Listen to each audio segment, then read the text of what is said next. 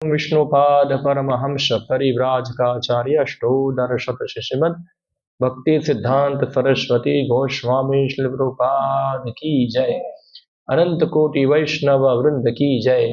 श्रीमद् भगवद गीता यथारूप की जय। गौर प्रेमानंदे हरि हरि बोल।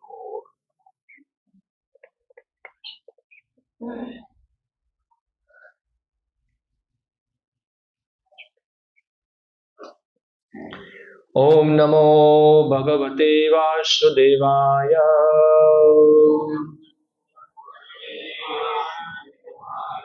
ओम नमो भगवते वासुदेवाय।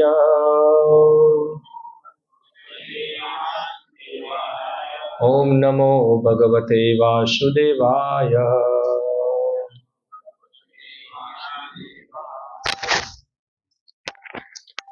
श्रीमद् भगवद गीता यथारूप अध्याय 2 श्लोक संख्या 62। थोड़ा प्रोजेक्टर में गड़बड़ी है, अगर उसको जानना है तो फोटो पढ़ सकते हैं। मेरे पीछे दोहराइए। ध्यायतः विषयान् पुंसः संगः तेषु उपजायते संगात् संजायते कामः कामात् क्रोधः अभिजायते। ध्यायतो विषयान् पुंसः संगस्तेषु उपजायते संगात् संजायते कामः कामात् क्रोधो विजायते। ध्यायतो विषयान् पुंसः संगस्तेषु उपजायते संगात् संजायते कामः कामात् क्रोधो विजायते। ध्यायतो विषयान् पुंसः संगस्तेषु उपजायते संगात् संजायते कामः कामात् क्रोधो विजायते। ध्यायतो विषयान् पुंसः संगस्तेषु उपजायते संगात् संजायते कामः कामात् क्रोधो विजायते।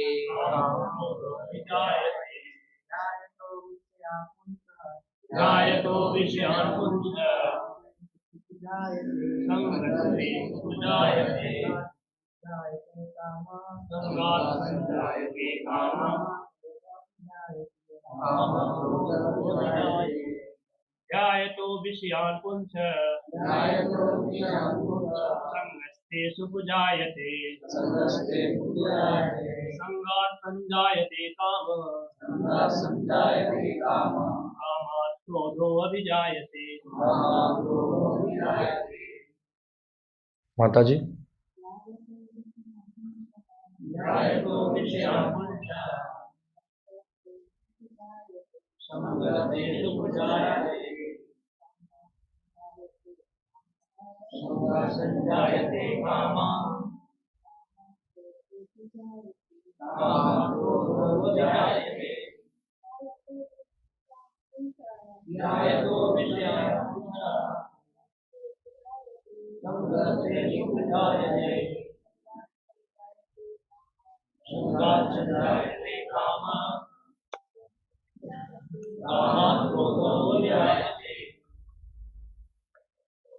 ध्यायतः चिंतन करते हुए विषयान इंद्रिय विषयों को पुंसः मनुष्य की संगः आसक्ति, तेषु उन इंद्रिय विषयों में, उपजायते विकसित होती है, संगात आसक्ति से, संजायते विकसित होती है, कामः इच्छा, कामात काम से, क्रोधः क्रोध, अभिजायते प्रकट होता है।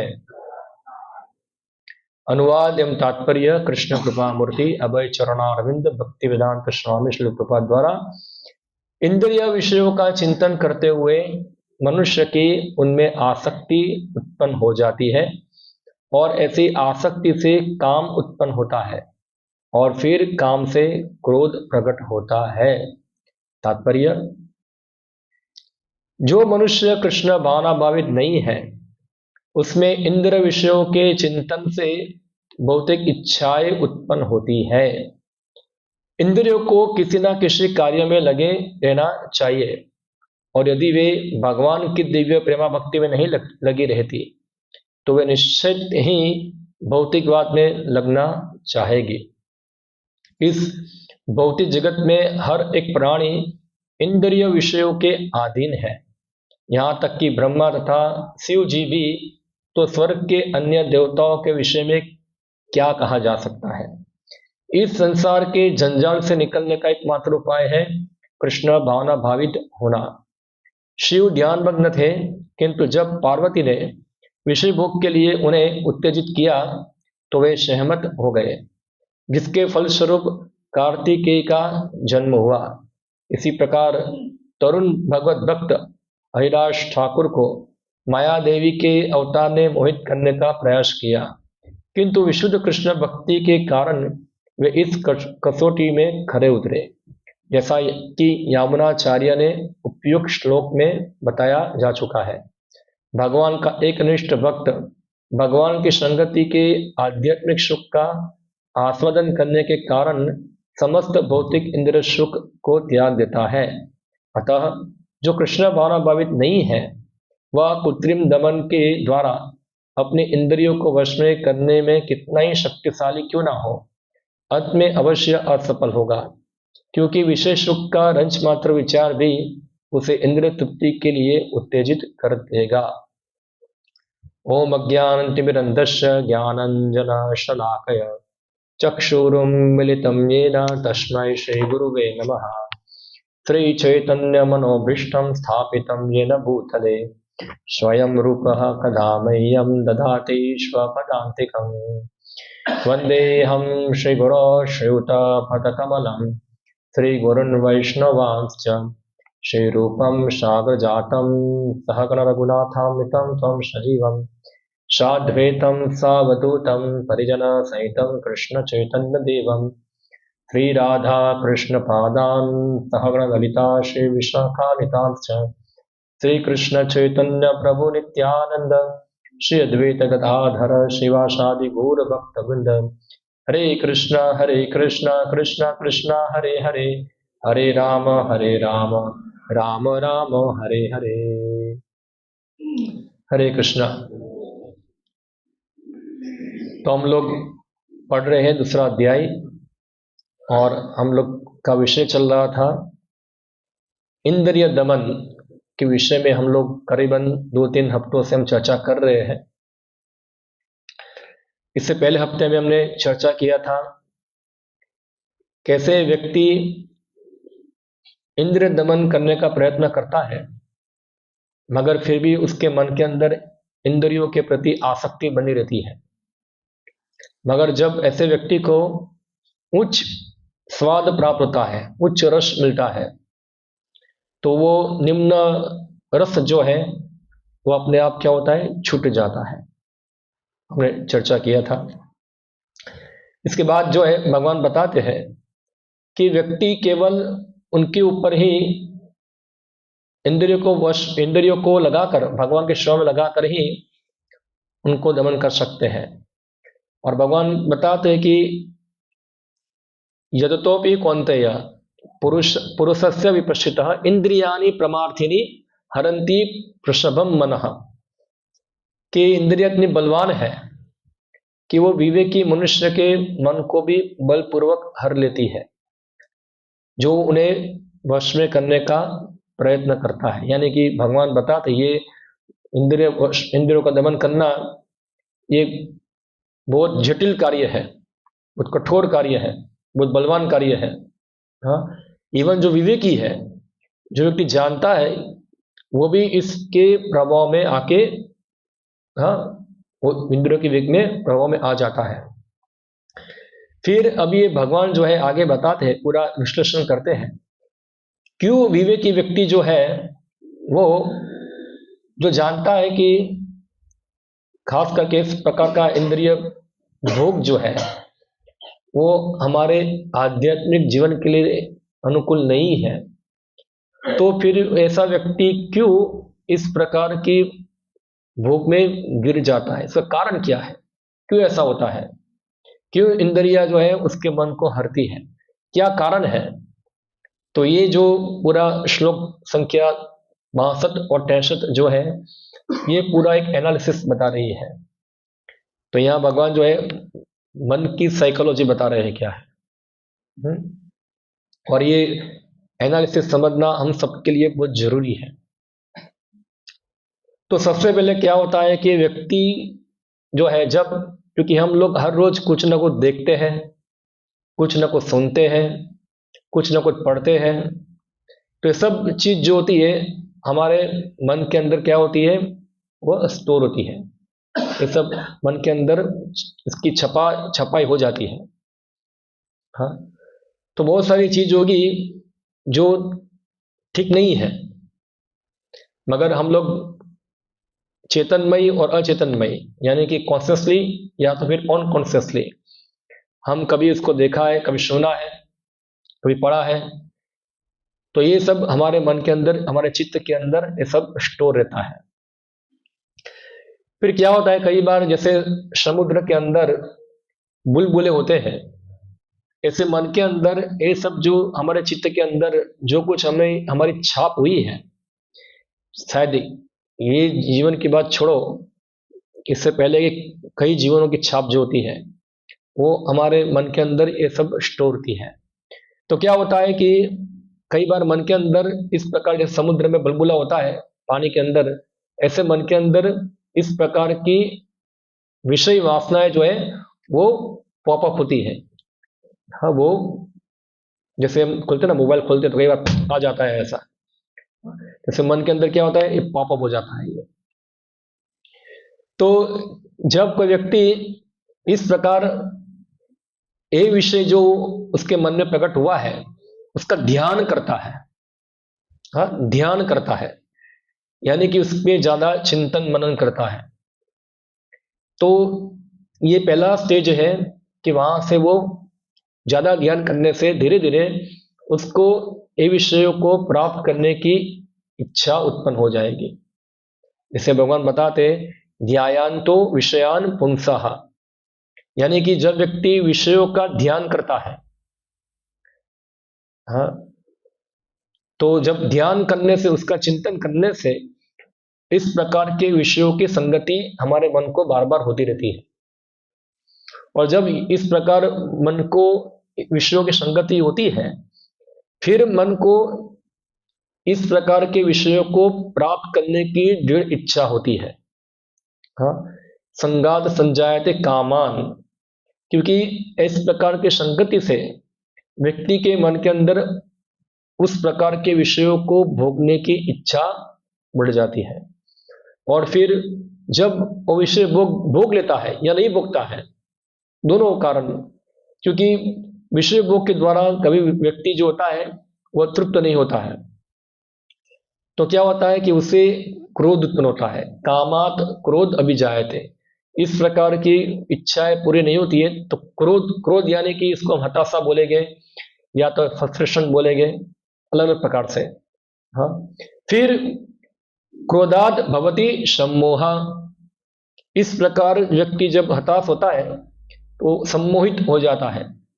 सम्मोहा स्मृति विभ्रमा, और इस प्रकार श्रमों के द्वारा उसकी स्मृति शक्ति जो है, यानी कि इसकी विवेक बुद्धि जो है, विवेक बुद्धि यानी कि ऐसी इस प्रकार की बुद्धि जिसमें क्या करना चाहिए और क्या नहीं करना चाहिए उसका व्यक्ति को भान होता है। पर जब व्यक्ति क्रोधात भवति सम्मोहात, सम्मोहात स्मृति विभ्रमा, जब उसकी स्मृति खत्म हो जाती है, स्मृति भ्रंशात बुद्धि नाश हो, जब व्यक्ति की स्मृति भ्रमित हो जाती है तो उसकी बुद्धि विनाश हो जाती है, और बुद्धि नाशात प्रणश्यति, और इस प्रकार व्यक्ति जो है वो गिरता है नीचे, उसका पतन होता है। तो ये पूरा एक चक्र बताया है, इसको कहते हैं पाप चक्र। थोड़ा मैं उदाहरण देकर समझाता हूं आपको कैसे कार्य करता है पाप चक्र, और हम सब इसके प्रभाव में रहते हैं। तो श्रीमद् भागवतम के अंदर एक उदाहरण मिलता है हमको, वैसे बहुत से उदाहरण मिलते हैं मगर एक बहुत अच्छा उदाहरण मिलता है अजामिल का। एक अजामिल करके एक ब्राह्मण युवक था जो अच्छी तरह से पिता के साथ रहकर सदाचार और सब ब्राह्मण के नियमों का पालन करता था। रोज पूजा करना, पिताजी की पूजा में सहायता करना, और इस प्रकार एक अच्छा एक सुशील जीवन जी रहा था, सदाचारी जीवन जी रहा था। मगर क्या हुआ कि एक बार अजामिल जंगल के अंदर फूल तोड़ने गया। तो जब देखा फूल तोड़ने गया जंगल में, तो एक शूद्र और शूद्रानी थे, वो आपस में आलिंगन कर रहे थे और इस प्रकार वो विलास कर रहे थे। तो अजामिल उनको देखा, तो इस प्रकार के विषयों का छाप जो है वो अजामिल के मन के अंदर छप गया। फिर जब अजामिल घर पे आया तो बार बार जो देखा हुआ था उसका बार बार चिंतन होना चालू हो गया। तो जैसे गीता का सिद्धांत लग गया, फिर ध्यान तो विषयान पुंसा, विषयों का ध्यान किया बार बार, तो क्या होता है, संगाते सुपजायते, उसका क्या हुआ, संग हुआ, और संगात संजायते कामान, और इस प्रकार के संग से क्या हुआ, उसके अंदर वो चीज प्राप्त करने की इच्छा बढ़ गई, इच्छा हो गई, संगात संजायते कामान। तो फिर बार बार चिंतन करने से उसको इस प्रकार की भौतिक इच्छा को प्राप्त करने का जो इच्छा थी और प्रबल हो गई, और प्रबल हो गई। फिर तो क्या हुआ, अजामिल जो था वो जो एक शूद्र और एक वैश्या थी, तो वैश्या को अपने घर पे ले आता है, अपने बूढ़े माँ बाप को निकाल देता है, अपनी पत्नी को निकाल देता है और वैश्या के साथ रहना चालू कर देता है। और वैश्या की डिमांड बहुत ज़्यादा होती है, उसको बहुत पैसा चाहिए, तो अजामिल पूरा बहुत सारा पैसा उसके पीछे खर्च कर दिया। बाद में पैसा खत्म हो गया तो अजामिल जो था वो चोरी डकैती सब करना चालू कर दिया। तो एक ब्राह्मण सुशील व्यक्ति था, उससे क्या हो गया, एक नंबर का डाकू चोर हो गया वो, पतित व्यक्ति हो गया, गिर गया नीचे। तो कितना ऊपर था और कितना नीचे गिर गया, क्यों, भगवद गीता का एक सिद्धांत उस पर लग गया, दयान विषयान पुंसा संगात सेतु बजायते संगात संजायते कामन कामन क्रोध भी जाएंगे। अभी कोई व्यक्ति बोलेगा कि इतना अच्छा व्यक्ति था, क्यों वो नीचे गिर गया, क्या कारण था उसका गिरने का, क्यों अजामिल का एक अच्छा ब्राह्मण था, सुशील व्यक्ति था, फिर भी क्यों उसका इतना नीचे पतन हो गया। तो उसका कारण ये है कि व्यक्ति के अंदर अलग अलग लेवल में भौतिक इच्छाएं रहती हैं। कुछ इच्छाएं जो होती है प्रकट और कुछ इच्छाएं होती है अप्रकट। तो अप्रकट इच्छाओं को बोलते हैं वासना, जो हमारे हृदय में रहती है, हमको पता भी नहीं होती है, जो अप्रकट अवस्था में होती है। और जब वासनाएं मैच्योर हो जाती है तो उसको भौतिक इच्छा बोलते हैं। तो उसको कहेंगे, वासना को कहते हैं पाप बीज, उसको बीज कहा जाता है, जो सबके हृदय में रहता है। तो जब व्यक्ति इस प्रकार विषयों का ध्यान करता है तो जो अंदर जो वासना जो है उसको क्या मिलता है, फ्यूल मिलता है। फ्यूल मिलना यानी कि आप समझ सकते हैं, फ्यूल यानी कि उसको पोषण मिलना। जैसे कोई बीज है, जमीन के अंदर हम देखते हैं कई बार बहुत बीज होते हैं, जब बारिश आती है तो क्या होता है, फिर उसमें क्या होता है, फिर सब उगना चालू हो जाता है। कोई उगाने गया नहीं, फिर भी क्या होता है, सब नीचे से उगना चालू हो जाता है। तो उसी प्रकार समझो कि हमारे हृदय के अंदर सब बीज पड़ा हुआ है, हाँ, सब वासनाएं पड़ी हुई है। जब उसको फ्यूल मिलता है, यानी कि उसको पानी मिलता है, पानी मिलना यानी कि जब उसको इस प्रकार के विषयों की संगति होती है, जैसा जन्म की संगति हुई, तो उसको फ्यूल मिलना चालू हो जाता है।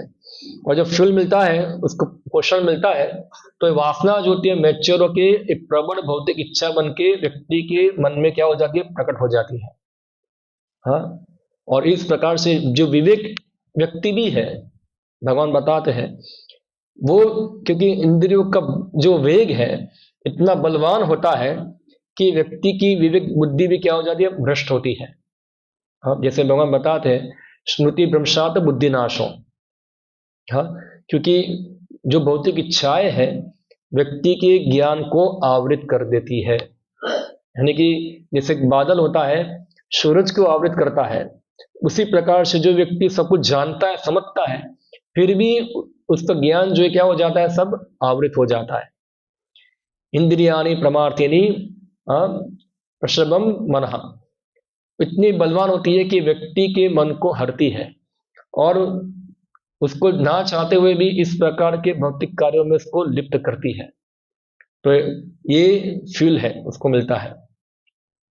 तो हमारे हृदय में दो प्रकार की इच्छा होती है। वास्तव में जो भौतिक जगत में है वो सबकी इच्छा जो है वो भोग वृत्ति है, और जो भगवान के शुद्ध भक्त है उनके अंदर तो सेवा वृत्ति। हाँ, देखो, इच्छा के बिना कोई व्यक्ति रह सकता नहीं है। बहुत सारे धार्मिक आध्यात्मिक अनुयायी हैं जो व्यक्ति ऐसा प्रचार करते हैं कि व्यक्ति को सब प्रकार की इच्छाओं को जीरो कर देना है, शून्य कर देना है। मगर हम इच्छाओं को शून्य कर देंगे तो जीव जीव रहेगा नहीं, क्योंकि जीव मतलब यानी कि उसको इच्छा भी होना, इसके अंदर इच्छाएं भी होती है। इच्छाएं के बिना जीव कभी रह सकता नहीं, उसको अलग अलग प्रकार की जो इच्छाएं हैं, इच्छा शून्य बनना भी एक प्रकार की इच्छा ही है। हाँ, मगर जो इच्छा है, किस प्रकार की इच्छा करना हृदय के अंदर, तो जो इच्छाएं को पैदा होने का जो स्रोत है हमारा, जो उसका जो मूल है, जब हम बद्ध जीवन में होते हैं तो इच्छाओं का उद्गम का जो स्रोत होता है वो है हमारी भोग वृत्ति। क्या है? हमारी भोग वृत्ति, जो एक बीज के रूप में हमारे हृदय में रहती है। ये भोग वृत्ति क्या है? ये भोग वृत्ति है हमारी सेवा वृत्ति का बिगड़ा हुआ रूप। जैसे दूध होता है तो दूध में कुछ मिलने से क्या हो जाता है, वो दही बन जाता है। उसी प्रकार से जो हमारी भगवान के प्रति सेवा वृत्ति थी वो पूरी परिवर्तित हो चुकी है इसके अंदर, भोग वृत्ति के अंदर। भोग वृत्ति यानी कि हम जो कुछ देखते हैं, जो कुछ सुनते हैं, सब कुछ है वो खुद हमारे एंजॉयमेंट के लिए हम करते हैं। किस प्रकार से मुझे आनंद मिले, मेरे मन को, मेरे इंद्रियों को किस प्रकार आनंद मिले। तो हम इसलिए दो प्रकार के दर्शन होते हैं। एक दर्शन होता है जगत दर्शन और एक होता है गोलोक दर्शन। जगत दर्शन यानी कि व्यक्ति हर चीज को अपने ही भोग के लिए देखता है। ओ, ये गाड़ी बहुत अच्छी है, मुझे मिल जाए तो मेरा जीवन बन जाए। ओ, ये औरत बहुत अच्छी है, मुझे मिल जाए तो मेरा जीवन बन जाए। ओ, ये लड़का बहुत अच्छा है, मुझे मिल जाए मेरा जीवन बन जाए। तो ये क्या है? ये इसको भोग वृत्ति बोलते हैं। हाँ, सबके हृदय में क्या इस प्रकार की भोग वृत्ति रहती है, वो हर चीज अपने एंजॉयमेंट के लिए देखता है, कैसे मेरा आनंद मिले। ओ, ये घर कितना अच्छा है, मेरा ऐसा घर हो तो कितना अच्छा होगा। हाँ, तो यानी कि ये जगत के अंदर हर जीव जो है, ये जो बीज है, भोग वृत्ति है, वो हृदय में सबके समाई हुई है। और एक होती है सेवा वृत्ति। सेवा वृत्ति यानी कि व्यक्ति हर चीज को देखता है कृष्ण की सेवा के लिए। जैसे चैतन्य महाप्रभु के बारे में बताते हैं, हाँ, कि स्थावर जंगम ना देखे तार वृत्ति, सर्वत्र होय इष्ट देव स्फूर्ति, यानी कि जिनकी सेवा वृत्ति है वो हर चीज को गोलोक दर्शन यानी कि भगवान कृष्ण के उपयोग में आने वाली चीज के रूप में देखता है। कैसे ये वस्तु का उपयोग भगवान की सेवा में हो, इस दृष्टिकोण से देखता है। ओ कितना अच्छा गाड़ी है, तो ये गाड़ी का उपयोग भगवान की सेवा के लिए हो सकता है, तो उस प्रकार से देखेगा। ओ ये व्यक्ति कितना बुद्धिमान है, ये व्यक्ति को भगवान की सेवा में लगाना चाहिए। ओ ये औरत है, उसको कृष्ण के सेवा में लगाना चाहिए। तो ये क्या है, ये गोलोक दर्शन। ये क्या है, गोलोक दर्शन।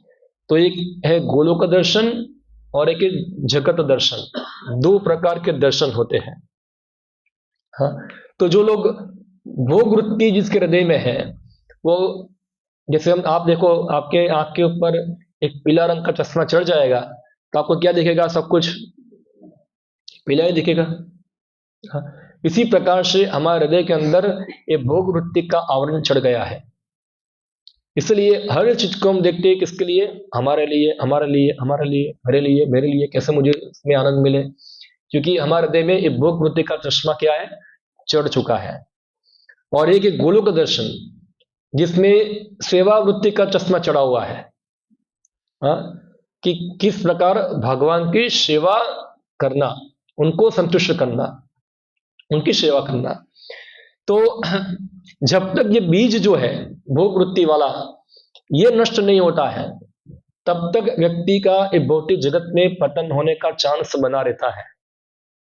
हाँ, तो इसमें आगे बताते हैं 6ठे स्कंद के अंदर, जब सुखदेव गोस्वामी अजामिल आख्यान शुरू करने वाले होते हैं, उससे पहले परीक्षित महाराज का एक प्रश्न था सुखदेव गोस्वामी को, क्योंकि इससे पहले सुखदेव गोस्वामी ने परीक्षित महाराज को अलग अलग प्रकार के नरक लोगों का वर्णन किया। हाँ, कि व्यक्ति इस प्रकार का पाप करता है तो उनको इस प्रकार का नरक मिलता है, व्यक्ति इस प्रकार का पाप करता है तो उसको इस प्रकार का नरक मिलता है। और परीक्षित महाराज जो थे, ये सब नरक लोक का वर्णन देखकर उनको दुख हुआ कि जीवों को इतने सारे पीड़ा ये नरक लोक में भोगनी पड़ती है, क्या उससे छूटने का कोई उपाय है कि नहीं है, उससे कोई व्यक्ति छूट सकता है, कैसे बच पाएगा वो। तो पहले सुखदेव गोस्वामी बताते हैं कि अगर कोई व्यक्ति अपने जीवन काल के अंदर अगर वो अपने पापों का प्रायश्चित कर दे तो नरक में जाने से बच जाएगा। यानी कि जो प्रायश्चित विधि है उसको कर्मकांड कहते हैं। हाँ, कर्मकांड के द्वारा लोग अपने पाप कर्मों को खत्म करते हैं। जैसे अभी कुंभ मेला चल रहा है, तो कुंभ मेले में जा रहे हैं इसलिए गंगा में डुबकी मारकर पाप से मुक्त होने के लिए। मगर परीक्षित महाराज बताते हैं कि जो कर्मकांड के द्वारा प्रायश्चित करने की विधि है, लोग प्रायश्चित भी करते हैं पाप का, मगर फिर से पाप करते हैं। तो गंगा में डुबकी मारी, बाहर निकले, बोला वो ठंडी लग गया, अभी लाओ थोड़ी सिगरेट पीता हूं, क्या है। हाँ, तो फिर से क्या किया, डुबकी मारा था, पाप कर्म से मुक्त हुआ, फिर बाहर आके फिर से क्या किया, वही पाप कर्म करना चालू कर दिया।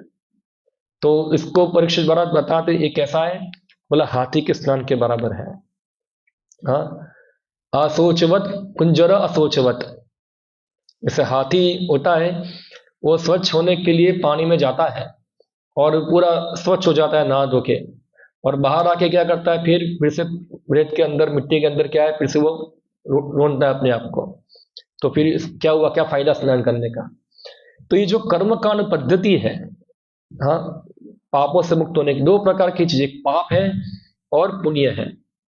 तो व्यक्ति जो है वो पाप कर्मों को एक प्रकार के पुण्य कर्मों से उसको काउंटरएक्ट करने का प्रयत्न करता है। काउंटरएक्ट करने यानी कि उसको हिंदी में क्या बोलेंगे, उसका निषेध करना, उसका प्रतिकार करना, प्रतिकार करने का प्रयत्न करता है। तो शास्त्र में अलग अलग विधि है कि कोई इस प्रकार का पाप किया है तो उसको इस प्रकार का प्रायश्चित करना होगा। जैसे एक शास्त्र में एक व्रत है चांद्रायन व्रत जो आता है, एक आप पता है, सुना होगा आप लोगों ने। हाँ, तो चांद्रायन व्रत के अंदर व्यक्ति चंद्रमा की वो व्रत चालू होता है पूर्णिमा के दिन और खत्म होता है अमावस्या के दिन। और क्या होता है उसको, तो कुछ चावल या जौ है, उसको गौमूत्र में उबालना है और उसको जमीन पे रखना है, और गाय जैसे खाती है उस प्रकार से खाना है। गाय कैसे खाती है, अपने मुंह से खाते, पीछे हाथ करो और फिर क्या करो, ऐसे खाओ, और एक ही बार खाना है, एक ही बार, बार बार नहीं खाना, एक ही बार में, एक बार जो मुंह में आया वो खा लिया, बाद में नहीं खाना है। और पहली बार जितना उबाला था, तो नेक्स्ट दिन चंद्रमा कम होता है तो उसकी क्वांटिटी कम करनी है, ऐसे धीरे धीरे क्या है क्वांटिटी पूरी कम करनी है। तो 15 दिन का चांद्रायण व्रत करते हैं। तो ये चांद्रायण व्रत खास करके अपने पापों का प्रायश्चित करने के लिए होता है। हाँ, लोग प्रायश्चित करते हैं। ऐसे बहुत सारे अलग अलग व्रत हैं। कोई कोई अश्वमेध यज्ञ करता है जिससे उनके पापों की मृत्यु, क्षत्रिय लोगों के लिए होता है, सब अश्वमेध यज्ञ नहीं कर सकते।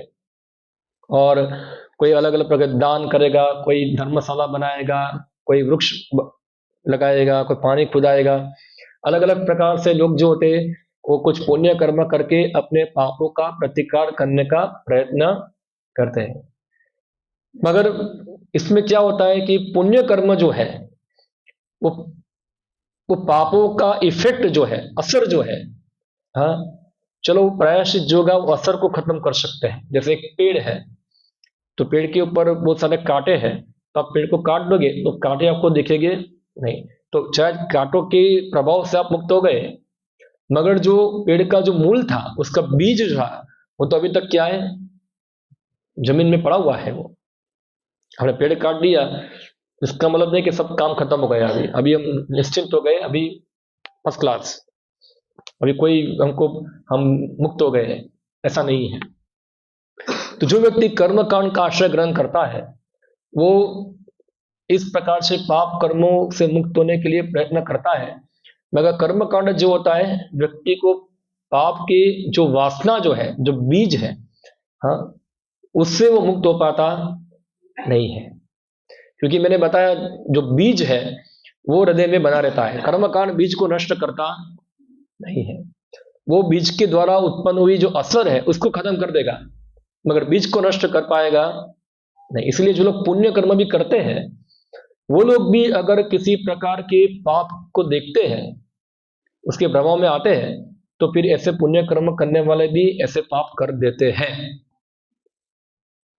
तो आजकल तो हम देखते हैं यही श्लोक का लाभ उठाकर पूरा जो जाहिरात का इंडस्ट्री है चलता है। आप जहां भी देखो वहां क्या दिखता है, ये ले जाओ, ऋण ले जाओ, फिर सामने मोबाइल ले जाओ, हाँ, सब कितने प्रकार के साइन बोर्ड लगे होते हैं, हम सब देखते रहते हैं। तो बार बार वो चीज देखते देखते देखते देखते क्या होता है, हमारे मन में क्या होती है, उसकी इच्छा हो जाती है। और आजकल तो मोबाइल के अंदर आप नहीं देखना चाहिए फिर भी पॉपअप हो जाएगा, सब टॉपलेस बॉटमलेस सब औरतें आ जाती हैं, उसका फोटो आ जाता है, सब खुलता रहता है पूरा। हाँ, और आजकल तो पूरा पोर्नोग्राफी इंडस्ट्री चलता है पूरा। हाँ, तो जो खास करके जो लोग विवेकी नहीं है, इवन विवेकी व्यक्ति भी क्यों ना हो, क्योंकि अगर वो व्यक्ति कृष्णा भावनावृत नहीं है, 100% कृष्णा का शुद्ध भक्त नहीं है, तो इस प्रकार के पाप कर्मों को देखकर, सुनकर, देखने की बात छोड़ो, खाली सुनने की बात करता हूं मैं, खाली सुनकर भी व्यक्ति के अंदर जो है, जो भौतिक वासना जो है वो फिर से फ्यूल प्राप्त कर लेगी, और वो क्या हो जाएगी, फिर से आगे बढ़ेगी। संगात संजायते कामान। तो सोचो, खाली सुनने की बात छोड़ो, आजकल तो पूरा ओपन हो गया सब कुछ, तो आज के लोगों की क्या हालत होगी, हम क्या अनुमान कर सकते, क्या हालत होगी सबकी। ऐसा है, सब क्या है, संगात संजायते कामान, कामान क्रोध, सबकी स्मृति क्या है, विभ्रम हो जाती है। स्मृति भ्रंशात बुद्धिनाशो, बुद्धिनाशात प्रणश्यति, और बुद्धिनाश होने से क्या होता है, व्यक्ति नीचे गिरता है, हाँ, उसका पतन होता है। तो हम देखते हैं कोई इतना विवेकी व्यक्ति है, विवेकी व्यक्ति आजकल के आधुनिक समाज में किसको बोलेंगे हम लोग, जो बहुत पढ़ा लिखा है, हाँ, पीएचडी किया हुआ है, या पीएचडी के ऊपर क्या होता है, आईआईटी किया है, या तो फिर जो भी डबल आईआईटी किया है, या ऑक्सफोर्ड से पढ़ा हुआ है, बड़ी बड़ी यूनिवर्सिटी पढ़ा हुआ है, मगर ये उनके मन के अंदर पाप बीज खत्म नहीं हुआ है। मैं देखा है कई बार खास करके जो डॉक्टर लोग होते हैं, सब लोग अपने बच्चों को डॉक्टर बनाना चाहते हैं। डॉक्टर से खराब चरित्र वाला व्यक्ति और कोई नहीं होगा। हाँ, ये लाइन इतनी अच्छी नहीं है ये। आप बहुत कम लोग होते हैं जो, सबसे पहले डॉक्टर को सिखाया जाता है आपको कैसे चेन स्मोकर बनना है। सबसे पहले काम क्या होता है उनका, चेन स्मोकिंग करना। तो फर्स्ट ईयर के अंदर जो बच्चा होगा वो गाय जैसा होता है। सेकंड ईयर में क्या होता है, फिर वो शेर बन जाता है। फिर वो क्या करता है, फिर तो एक हाथ में बुक होती है और एक हाथ में सिगरेट होती है। और कई बार तो वो लोग दारू भी पीना पड़ता है क्योंकि इतना पढ़ाई का प्रेशर होता है। और दूसरा क्या होता है, उनके लिए डॉक्टर जो मेडिकल लाइन में जाते हैं उनको सब पेशेंट को ट्रीटमेंट करना होता है, तो उनके लिए पूरी बॉडी एक्सपोज हो जाती है वहाँ। तो उनके लिए भी क्या है, सब एक्सपोज करना उनके लिए जरूरी है।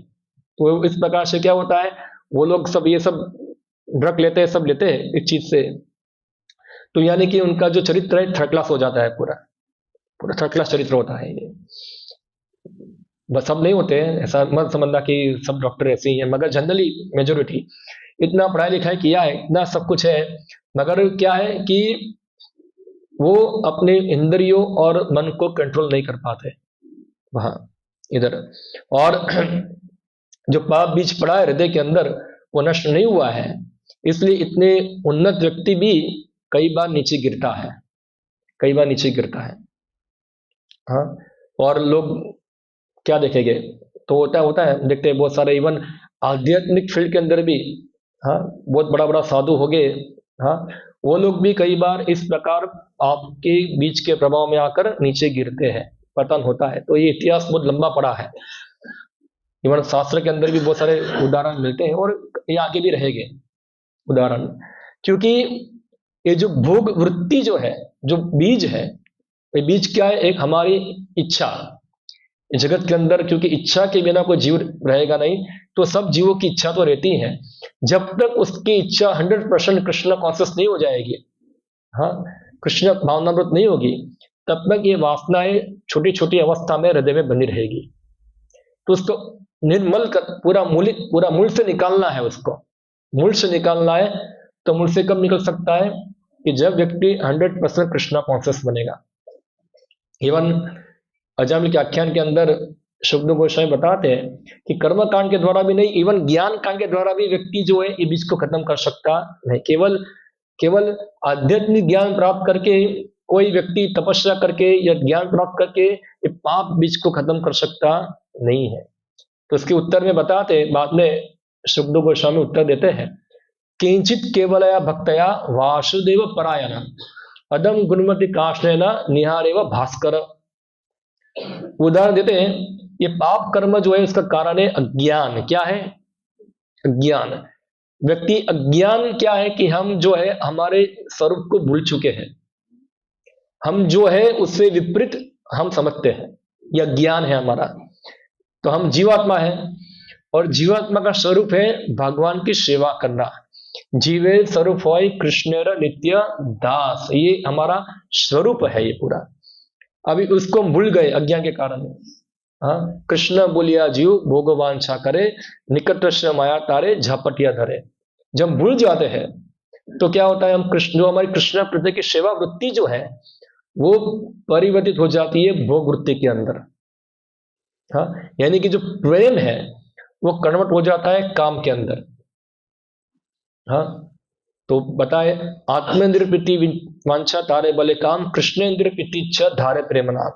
जब ये जो हमारी कृष्ण की सेवा करने की, प्रेम करने की वृत्ति जो थी वो अभी कन्वर्ट हो चुकी है हमारे काम के अंदर।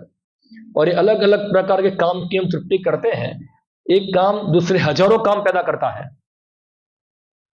हाँ, जैसे एक बीज में से क्या होता है, एक वृक्ष उगता है, एक वृक्ष में से फिर क्या होगा, बहुत सारी डाली होगी, डाली के अंदर बहुत सारे फल हो गए, और फल के अंदर क्या होगा, बहुत सारे अन्य बीज हो गए, और वो बीज और वृक्ष बनाएंगे।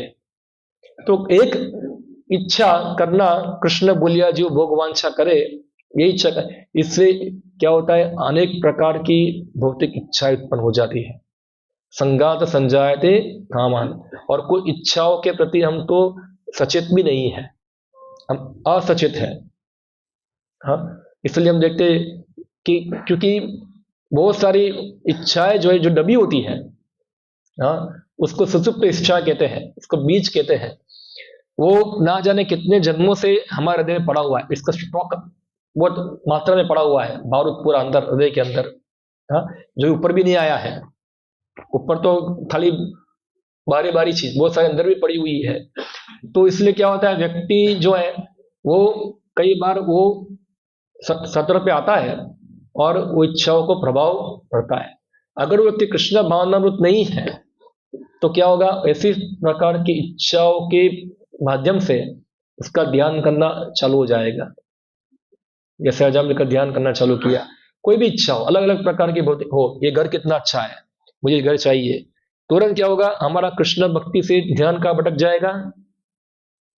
मुझे ये घर चाहिए, मुझे ये गाड़ी चाहिए, ये क्या है, अंदर से इच्छा प्रकट हो गई। तो एक इच्छा बहुत सारी इच्छाओं को पैदा करती है और इस प्रकार व्यक्ति भौतिक इच्छाओं के नेटवर्क में फंसता है और फिर क्या है, वो नीचे गिरता है। हाँ, पूरा ये भौतिक बंधन द्वारा बंध जाता है ये। मगर इससे मुक्त होने के लिए व्यक्ति को हरि गुरु और वैष्णव का आशीर्वाद चाहिए। हाँ, जब तक व्यक्ति के ऊपर हरि गुरु वैष्णव का आशीर्वाद नहीं है, ये भौतिक इच्छाओं के भवंडल जो है उसको वो काट सकता नहीं है।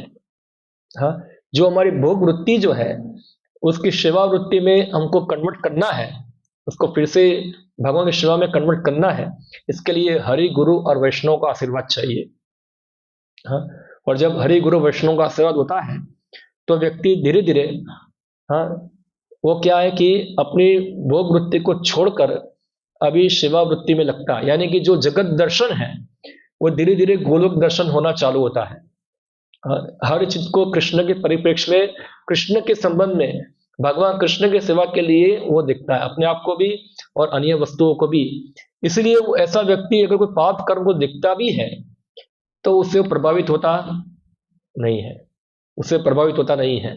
मगर सामान्य व्यक्ति जो है, जिनके अंदर भोग बीज पड़ा हुआ है, वो जब ये पाप कर्मों देखते हैं तो उससे प्रभावित हो जाते हैं। इसलिए जो साधक भक्त है उनके लिए सबसे आवश्यक चीज है कि वो हमेशा ऐसी परिस्थिति में रहे जहां ये सब दुष्ट कर्म जो है जितना हो सके इतना व्यक्ति से दूर रहे। हाँ, जैसे छोटा बच्चा होता है, उसको आग से खेलने को बताया जाएगा, कोई इतना ओवर कॉन्फिडेंस कर मैं आग से खेलूं तो खेल पाएगा, आग जलाएगी उसको इधर। तो इसलिए भक्ति में सबसे महत्वपूर्ण दो चीज है, अनुकूल्य से संकल्प, प्रतिकूल्य से वर्जनम। ये दो चीज बहुत महत्वपूर्ण बताई गई है कि जो जो चीज भक्ति के लिए अनुकूल है वो चीज को ग्रहण करना चाहिए, और जो जो चीज भक्ति में प्रतिकूल है उसको छोड़ देना चाहिए।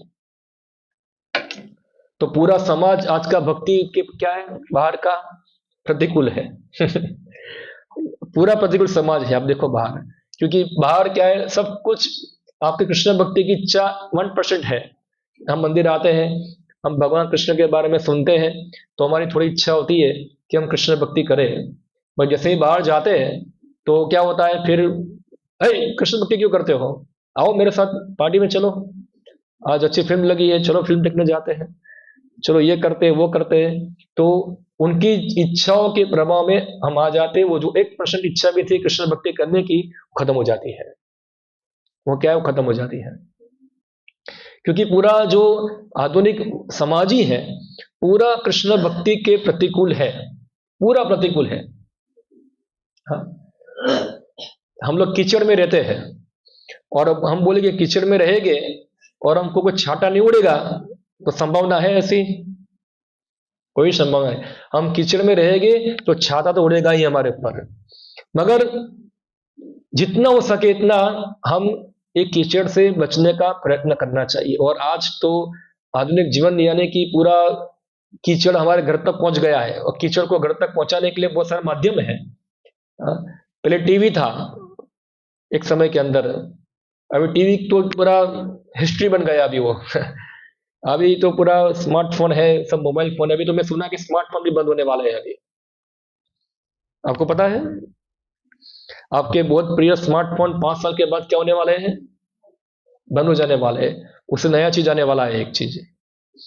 अभी आपको स्मार्टफोन उठा के देखने की आवश्यकता नहीं, आपको बहुत कष्ट पड़ता है ना उठ पकड़ना हाथ में, तो अभी वो लोग स्मार्टफोन की जगह पे ग्लास बनाने वाले हैं, चश्मा। हाँ, तो आपको स्मार्टफोन उठा के देखने की आवश्यकता नहीं है, खाली चश्मा पहन लो और जो भी आपको देखना है, जो भी आपको कमांड देना है, खाली बोलो, वॉइस कमांड दो खाली बस। Google Chrome, I want to see this and this film, तो क्या होगा, कमांड लेगा, सर्च करना चालू कर देगा वहां, और आपकी आंखों के सामने क्या आ जाएगा, वो जो भी आप देखना चाहते हैं वो आ जाएगा। तो आपको स्मार्टफोन निकालने की आवश्यकता नहीं है, आपकी आंखों के सामने ही है, यानी कि आपकी आंखें उसके अलावा और कुछ देख ही नहीं पाएगी।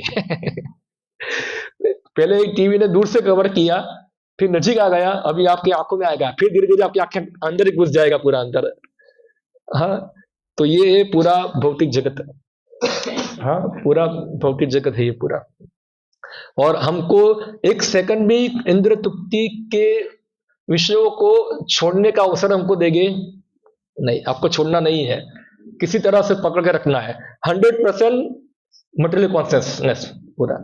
हम लोग कृष्णा कॉन्शियस बनने का प्रयत्न करते हैं, वो लोग हमको क्या बनाते हैं, मटेरियल कॉन्शियसनेस बनाते हैं। कितना बड़ा बॉम्ब बैटिंग हो रहा है पूरा। हाँ, स्कूलों में, कॉलेजों में, और इवन हमारे काम धंधे में पूरा चारों तरफ से क्या है, बॉम्ब बैटिंग, पूरा प्रतिकूल। जो कृष्ण भक्ति में जिसकी कोई आवश्यकता नहीं है, जो ऊपर से हमारा चेतना को नीचे गिराती है, वो चीज को बॉम्ब बैटिंग कर करके किसी तरह से हमारे दिमाग में घुसा रहे हैं पूरा ये। हाँ, घुसा रहे हैं, किसी माध्यम से भी क्या है, घुसा देना है। और एक बार व्यक्ति के दिमाग में घुस जाता है तो उनका काम हो गया, कि वो तो चाहते ही है ऐसा कि कौन व्यक्ति कोका कोला पिएगा, मुझे बोलो, कोई पिएगा कोका कोला? तो सब कोका कोला पीते हैं, क्यों पीते हैं, क्यों पीते हैं? इतना बॉम्ब बैटिंग किया है आप लोगों को, कोका कोला, कोई एक्टर आएगा, कोई फिल्म स्टार आएगा, कोई क्रिकेटर आएगा, कोका कोला पियो। हाँ, एक बार देखा, 2 बार देखा, 3 बार देखा, हो कोका कोला, कुछ तो होना चाहिए इसके अंदर, एक बार देख के देखता हूं क्या है, लाओ मुझे कोका कोला, लो, पिया, कुछ तो हुआ नहीं, नहीं उसको तो हुआ था उधर, मुझे क्यों नहीं, लाओ दूसरा लाओ, ऐसा है, यही स्थिति है सबकी। हाँ, ये क्या है, हमारा इस प्रकार से हमारा जो चेतना है उसको भ्रष्ट करना और अपनी प्रोडक्ट को हमारे दिमाग में घुसाना। हाँ, कौन व्यक्ति उनकी घटिया चीज तो खरीदेगा? कोई पैसा मार्केटिंग कर करके हमारे दिमाग को प्रभावित करता है, खास करके बच्चों और औरतों का दिमाग प्रभावित करता है, वो जल्दी उसके प्रभाव में आ जाते हैं मार्केटिंग के। हाँ, मॉल, ये मॉल क्या है? पहले एक चीज के लिए एक दुकान थी। हाँ, तो आप कुछ लेने जाएंगे, कुछ अनाज राशन देने जाएंगे, तो एक दुकान में चीज मिल जाएगा। अभी क्या है, मॉल में गए थे अनाज देने के लिए, तो अनाज लेने के लिए गए, कुछ राशन चीनी बीनी, तो साथ में क्या है बाजू में, तो दूसरा चीज पड़ा, हो सब्जी कटिंग करने का है, अच्छा है। और आगे गए, कपड़ा है, अच्छा है, ये आगे जाओ, इतना सारा चीज आपको दिखा देंगे पूरा मॉल के अंदर। हो, ये चीज तो होनी ही चाहिए, ये चीज तो होनी ही चाहिए। संगा संजायते कामान, क्या हो गया, उसका संग किया तो क्या हुआ, ये सब चीज प्राप्त करने की इच्छा हुई। और ये लोग बहुत होशियार है, बहुत होशियार है, उनको पता है कि अभी ये सब चीज तो प्राप्त करने की इच्छा तो उनकी हो गई है, मगर पहले क्या था कि पैसा जेब में से निकालना पड़ता था और देना होता था, तो 2000-3000 रुपया निकालेंगे तो 2000 दिखता है ना, वो दिखने में देने में थोड़ा कचास होती थी। कैश पैसा मत लो, ऑनलाइन ऑनलाइन। क्या है, तो ऑनलाइन पैसा जाता है ना तो दिखता नहीं है हमको, तो हमको कुछ दर्द होता नहीं कि 2000 चला गया, 3000, कुछ दर्द होता नहीं, वो तो आया गया, ऐसा है।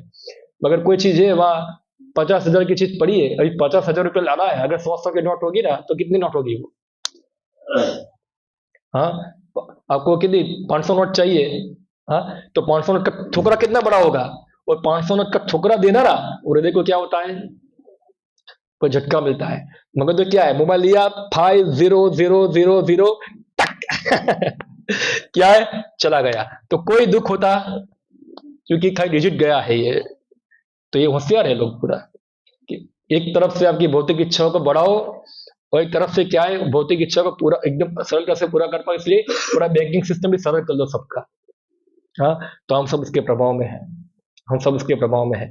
और दूसरा भी, अभी आपको दुकान में भी खरीदने की आने की आवश्यकता नहीं है, मत आओ दुकान, आपके घर पहुंचा देंगे हम आपको,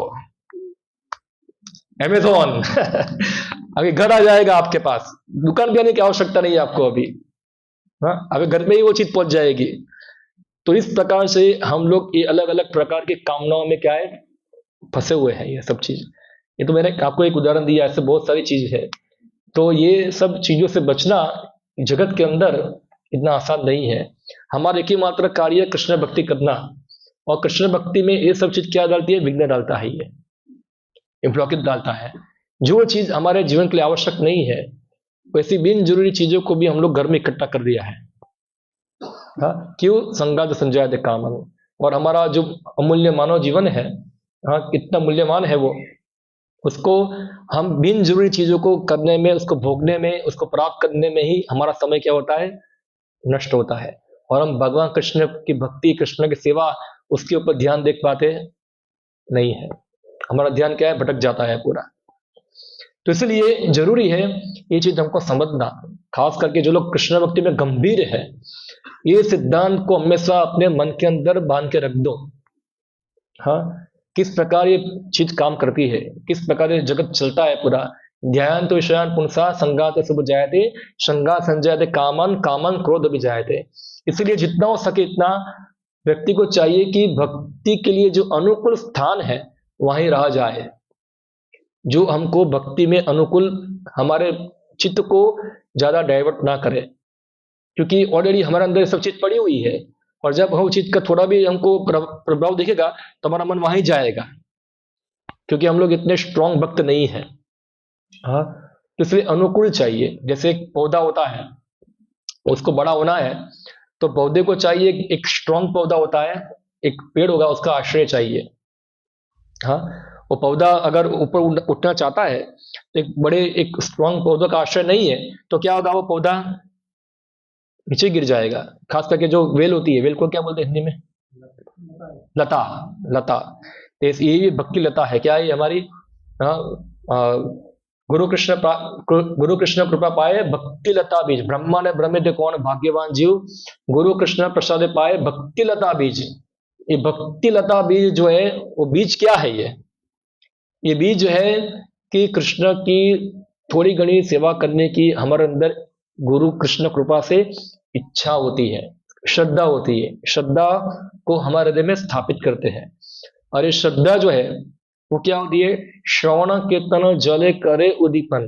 जितना हम भगवान के बारे में सुनते हैं, उनका कीर्तन करते हैं, ये बीज जो होता है क्या होता है, धीरे धीरे उस पे से पौधा निकलता है, वो बढ़ता है और फिर ऊपर जाता है। और उसको ऊपर बढ़ने के लिए एक दूसरे वृक्ष का आश्रय लेना पड़ता है। तो भगवान के भक्तों का आश्रय कर कर ये भक्ति लता क्या होती है, बढ़ती है और अंत में कहाँ जाती है, गोलोक में जाती है। वहां भगवान के चरणों का आश्रय लेती है इधर। मगर अगर हम लोग भौतिक भक्ति लता बीज जो है उसका पोषण नहीं किया, और अलग अलग जो भौतिक कामनाएं हैं उसका पोषण हुआ, क्योंकि भक्ति लता के साथ क्या होती है, बहुत सारी दूसरी चीजें उग जाती है नीचे। जो मैंने बताया कि हमारे हृदय के अंदर खाली कृष्ण भक्ति के साथ बहुत सारी अंदर इच्छाएं भी पड़ी हुई है। ये सब इच्छाओं को नष्ट करना होता है। तो कब होगी? केचित केवल या भक्तया वासुदेव परायण अदम दुनुदिकाक्षिणा निहार्य भास्कर। जैसे अंधकार जो है, सूरज आने से पहले हम देखते हैं कई बार फॉग होता है। ये सीजन में फॉग ज्यादा होगा, अभी आप कभी अनुभव कर पाएंगे। फॉग होता है तो धुंधला चीज, कोई चीज स्पष्ट दिखती नहीं है, सब धुंधला धुंधला होता है। अभी सूरज उगा भी नहीं है, थोड़ा प्रकाश आया है, फॉग क्या होता है, धीरे धीरे नष्ट होना चालू हो जाता है। तो उसी प्रकार से सूर्य जो है वो क्या है, कृष्ण खुद सूर्य समान है। कृष्ण सूर्य समाय माया व अंधकार, जहां है कृष्ण था नहीं माया अधिकार। तो कृष्ण और कृष्ण का नाम दोनों अभिन्न है। क्या है वो? अभिन्न, अभिन्नत नाम नामिनो। तो हम लोग बोलते हैं हरे कृष्णा कृष्णा कृष्णा हरे हरे, हरे राम राम राम हरे हरे। ये जो शब्द की ध्वनि है हमारे कानों के द्वारा हमारे हृदय में पहुंचती है, हाँ, हृदय में जाती है। और ये शब्द ध्वनि क्या करती है, ये फॉग जो है, धुम्मस जो है, उसको हटाती है। अभी जितना फॉग ज्यादा होगा इतना प्रकाश क्या होगा, कम होगा। तो अगर हम लोग अपराध रहित भगवान का नाम लेते हैं, अपराध रहित कृष्ण का नाम उच्चारण करते हैं, तो हृदय में जो अज्ञान पड़ा हुआ है, हाँ, ये जो भोग इच्छा है वो सब खत्म हो जाती है। और क्या, जैसे सूर्य प्रकाशित होगा, उगेगा, तो पूरा क्लियर हो जाएगा सब कुछ, हाँ, सब धुम्मस उम्मस सब खत्म, सब कुछ स्पष्ट हो जाता है। उसी प्रकार से जब हमारे हृदय के अंदर कृष्ण के प्रति सेवा भावना जागृत होगी, हाँ, शुद्ध भक्ति करने की इच्छा होगी, तो शुद्ध भक्ति करने की इच्छा इतनी स्ट्रांग होगी कि इच्छा के कारण बाकी सब इच्छा क्या हो जाती, उसके आगे नीचे गिर जाएगी, वो फीकी हो जाएगी इसके सामने, उसके सामने टिक पाएगी नहीं। क्योंकि रसोवर्जम रसोप्यस, क्योंकि कृष्ण भक्ति में क्या है, व्यक्ति को उच्च रस प्राप्त होता है इसके अंदर। तो इसलिए हमको भगवान की शुद्ध भक्ति करने का प्रयत्न करना चाहिए। तो हमको अनिय अभिलाषिता शून्यम, हाँ, केवल कृष्ण को प्रसन्न करने की इच्छाओं को कल्टिवेट करना चाहिए। अगर हम इस प्रकार शुद्ध भक्ति का आचरण नहीं करते हैं और हम लोग दोनों करना चाहते हैं, मिश्रित करना चाहते हैं, तो इससे क्या होगा, इससे क्या होगा कि कभी भी व्यक्ति का भक्ति मार्ग से पतन हो सकता है, कभी भी हो सकता है, चाहे 1 साल में हो, चाहे 10 साल में हो, चाहे 20 साल में हो, चाहे 50 साल में हो। क्यों होता है? क्योंकि हम लोग शुद्ध भक्ति को कल्टीवेट करते नहीं है। हमको शुद्ध भक्ति भी करना है, साथ साथ क्या है, थोड़ा ज्यादा नहीं, थोड़ा आइसक्रीम भी खा लेता हूँ, कभी कभी मैं आइसक्रीम भी खाता हूँ, कई बार चॉकलेट भी खा लेता हूँ, कई बार थोड़ा बहुत एक ही बार खाता हूँ। ये सब क्या है, ये सब हमारी वासनाएं हैं सब ये, हाँ। तो ये चीज हमको केवल और केवल मात्र और मात्र कृष्ण को संतुष्ट करने की इच्छा को ही कल्टिवेट करना है। जब कोई व्यक्ति इस प्रकार की इच्छा को कल्टिवेट करता है, तभी व्यक्ति जो है ये अपने हृदय में जो पड़ा हुआ अंधकार है, ये सब भौतिक इच्छाओं की वासना है, वो साफ जल से खत्म हो जाती है। जैसे उदाहरण देते हैं, जैसे एक बीज होता है, हम देखते हैं एक बीज होते हैं, कोई जैसे एक कोई बीज है, आप उसको जमीन में बोते हैं तो क्या होता है, थोड़े दिन के बाद क्या होता है, आपने देखा होगा वो फंगा वाला मग खाना होगा, क्या बोलते हैं इसको हिंदी में, मूंग को पूंछ निकलता है। अब मूंग को आप थोड़ा पानी में भिगो के कपड़ा में बांध के रख दो, तो 1-2 दिन में क्या हो जाता है, उसके अंदर मूंछ आ जाती है, उसके अंदर, हाँ, वो उगना चालू हो जाता है। मगर वो मूंग को आप तेल के अंदर फ्राई कर दो और फिर उसको पानी में बंद करके रख दो, क्या होगा, उसमें से मूंछ निकलेगा? नहीं निकलेगा। अभी वो बीज क्या हो गया, फ्राई हो गया। तो उसी प्रकार से जब हमारी जो भूख वृत्ति है वो फ्राई हो जाएगी, किसमें, कृष्ण भावनाबुद्ध के अंदर, हम उसको कन्वर्ट कर देंगे कृष्ण सेवा के अंदर, तो फिर क्या होगा, उसमें फिर से ये बौद्धिक इच्छा है तो उगने का कोई अवसर ही रहेगा नहीं, सब खत्म हो जाएगा इसके अंदर। तो इसलिए हमको क्या करना है, हम सबको चाहिए कि हम शुद्ध भाव से भगवान का नाम उच्चारण करें। हाँ, हरे कृष्णा कृष्णा कृष्णा हरे हरे, हरे राम राम राम हरे। हम भगवान से प्रार्थना करें, कृष्ण से, हे भगवान, हमको आप आपकी केवल और केवल शुद्ध भक्ति में लगाओ, हम आपकी शुद्ध भक्ति चाहते हैं और कोई हमारी इच्छा नहीं। ये प्रार्थना से भगवान के नाम का उच्चारण करना चाहिए, हाँ।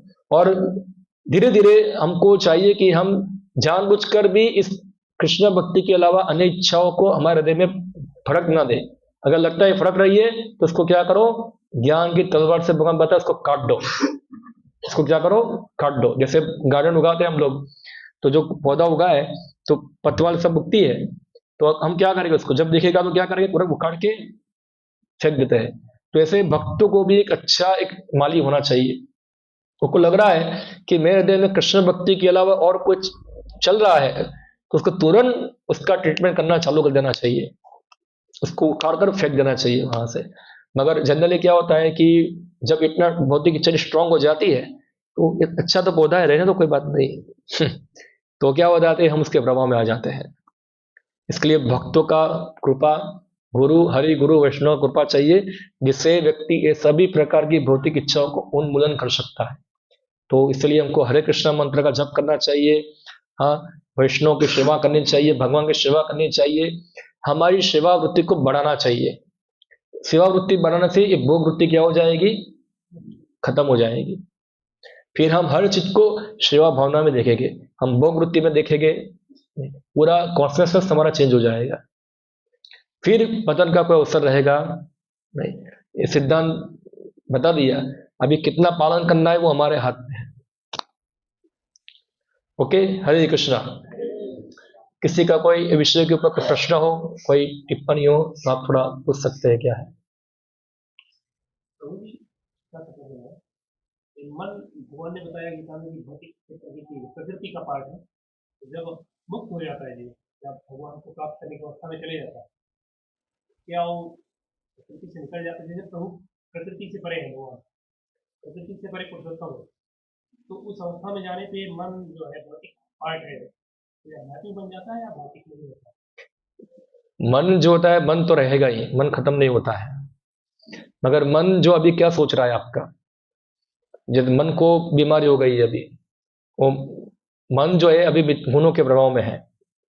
मिथ्याहंकारवश मन क्या सोचता है, मैं ये हूं, शरीर ये है, ये मेरी चीज है, ये मेरा देश है, फलाना है, ढिकना है। तो हम क्या करते हैं, जो बीज है भोग वृत्ति का, जो मिथ्याहंकार है, अज्ञान है पूरा, वो पूरा मन को आवृत किया है।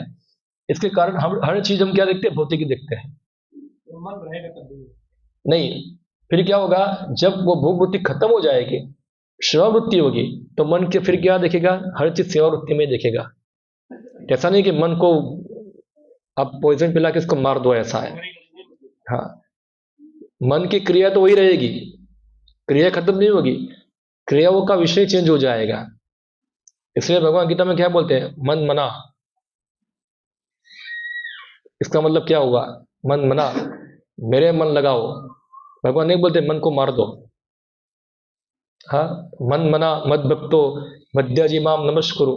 तो पूरे मन को, शरीर को, इंद्रियों को लगाने का एक प्रोसेस है पूरा, जो भक्ति सेवा है, भक्ति में सेवाएं है, जो हमारे चित्त को, हमारे मन को लगाती है भगवान की सेवा के अंदर। तो कुछ क्रियाएं जो है, जो मन के लिए अनुकूल है करने के लिए, ऐसा करना ही चाहिए, और कुछ क्रियाएं हैं जो मन के लिए अनुकूल नहीं है।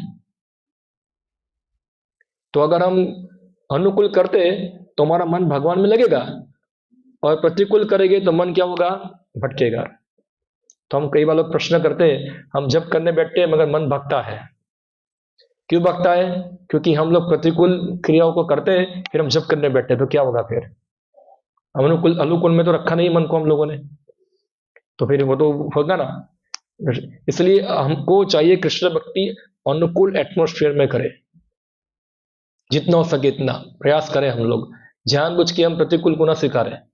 अभी रात को 2 घंटे टीवी देखा है, फिल्म देखा है, सुबह करने जब करने बैठेगा तो क्या होगा फिर, तो टीवी का ही फिल्म चलेगा मन के अंदर आपका।